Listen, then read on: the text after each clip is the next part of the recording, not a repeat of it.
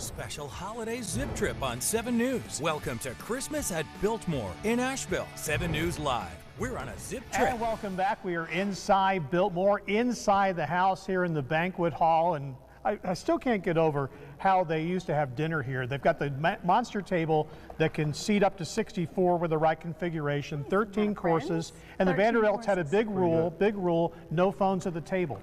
So, isn't that for the best? Exactly, yeah, exactly. That's documented. Oh, yeah, exactly. 13 courses. Yeah, exactly. Yeah, exactly. Here all night. They know how to host, huh? Yeah, that last line's unconfirmed, by the way.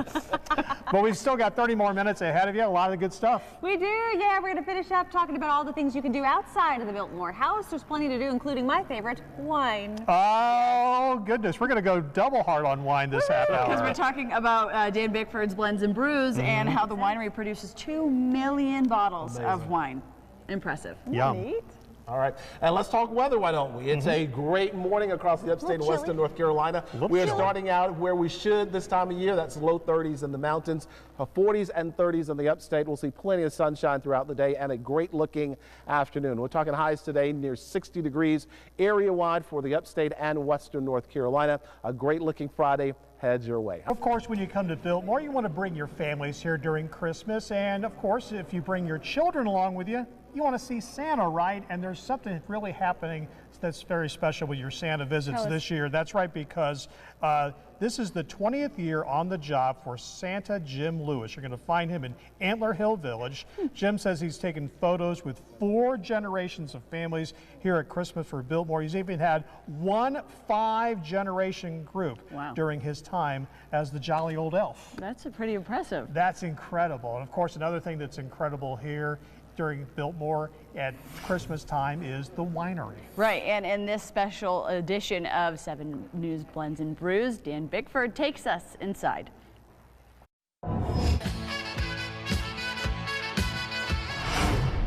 In the 1970s, George Vanderbilt's grandson, William Cecil, first planted grapevines beside the Biltmore house. It took a little longer for the winery to open. We've been here since 1985. Which is surprising to a lot of people. We're one of the older wineries in the state of North Carolina. The present-day winery used to be a dairy. We have a 50-acre vineyard on the Biltmore Estate property. When guests visit, you won't really see it, but it's on the west side of the property. Sharon Fenchak started as assistant winemaker in 1999. She has been the head winemaker since 2018, overseeing the production of around 40 different varieties. We try to make the wines for everyone.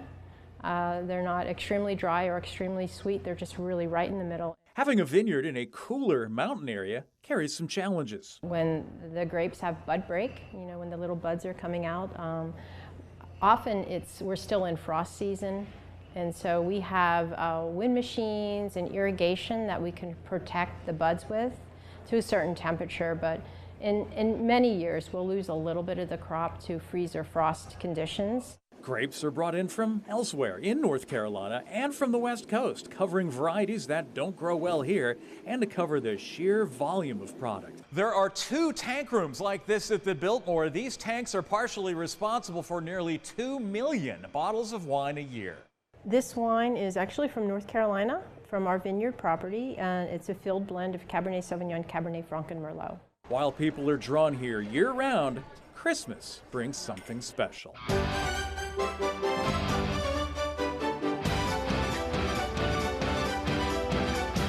This is our Christmas at Biltmore Sparkling. You can see those lovely bubbles coming out of the bottle. The base for this particular wine is Muscat Canelli. It's extra dry. It's the first year for this sparkling variety of Christmas wine, with Christmas red and white blends making their annual appearance. The Biltmore is focused on making sure that all of this is sustainable. Different ways of doing that is water conservation, less pesticides, using alternative oak in some of the wines. This past year, we actually, in the realm of sustainability, have a new composting facility on site. The most exciting thing is when we have a North Carolina product, the grapes from our vineyard that then we produce into a wine.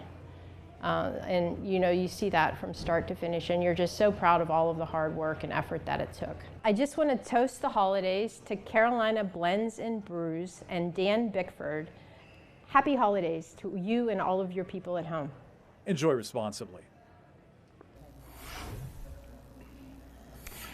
Cheers to you, Dan Bickford and Carolina Blends and Brews. Really impressive, the numbers that they kind of pump out of the winery. And also just important to note before you come to the Biltmore, something that you'd want to look into to book your tour, because it's such a fun part of what makes the Biltmore Christmas. So many things going on here. You can learn more about Blends and Brews in that section at WSPA.com.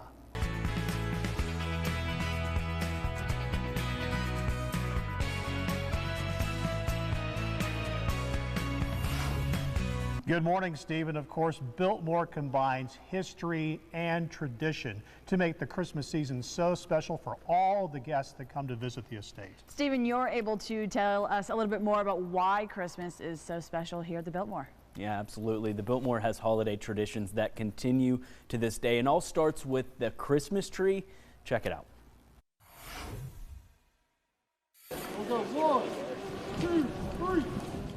It's no easy task getting the 35-foot Biltmore Christmas tree raised into the historic banquet hall. It takes about 40 folks from different departments to help bring that tree in the house. And then we roll it through, and then as we come into the banquet hall and get it all set up, it takes the same about 40 people to get it stood up and in place. 1, 2, 3, pull! You can thank George Vanderbilt for that, who set the standards for the size of the tree in 1895. George wanted a tree that reached halfway to the ceiling in the banquet hall, and that is a 70-foot tall ceiling. So that is why we aim for that 35-foot height. Christmas has been a tradition at the Biltmore ever since Vanderbilt opened the doors for his guests. George moved into the house actually in October of 1895, but come Christmas 1895, that was when the house was very first opened up and hosted his friends and family. Fast forward to now, the Biltmore wants to capture those moments from the first Christmas every single year. Every day when guests come into the house, that's kind of what we're wanting them to experience, is just that hospitality that he shared. George's wife Edith had a tradition of her own that continues to this day, a table with gifts for the employees' children. We set it with toys and gift wrapping paper because we know from our history that Edith had a table that she set up specifically in one of the South Tower bedrooms to wrap all the gifts that she personally purchased for employees' children for the employee Christmas parties. Coming to the Biltmore for Christmas is like stepping into a time machine that takes guests back over 100 years to celebrate a time that was so special for the Vanderbilts. People love kind of the nostalgia of Christmas and going back in time, and I think coming to Biltmore gives you that feeling and experience. Well, if you're not in Christmas spirit now after what we brought you over the past 4 hours here at Biltmore, I don't know what else we can do. Yeah, I don't know. Job, clearly. This has been great. Favorite parts? It's been so fun. I love the library. Did you guys see the old decorations? The I tree sneaked was my down there. favorite. I don't think I was supposed to, but I did. Yeah, that's fantastic. I love the grounds. I love how they have everything as soon as you walk on. Actually, even before you get here, you can see it from the roads. It's just fantastic. No detail overlooked. I like that this tree isn't even half the size of the, well, it is half the size, Right, and it is massive. It's like 8 Freds, Exactly. maybe 20. Unbelievable. We just loved walking in here today. I mean, it was 4:15 in the morning, something dark. like that. It was dark, but I mean, The lights were on. It looked fantastic. it was just lit And up. how about a shout out to the crew here at the Biltmore for the work that they do and the time that they put in. And thank you guys for putting up with us. We Yes. appreciate Dealing that with as us well. all morning. Leanne and Marissa especially, so helpful for us. Lots of And phone calls. not only great today, but of course they're great all year long. Yeah, true. hey, it's perfect. And we will be emailing you. That's right. Exactly. We will do that for sure. Oh, they were terrific. We have had a great time. And hey, jump back over to Channel 7.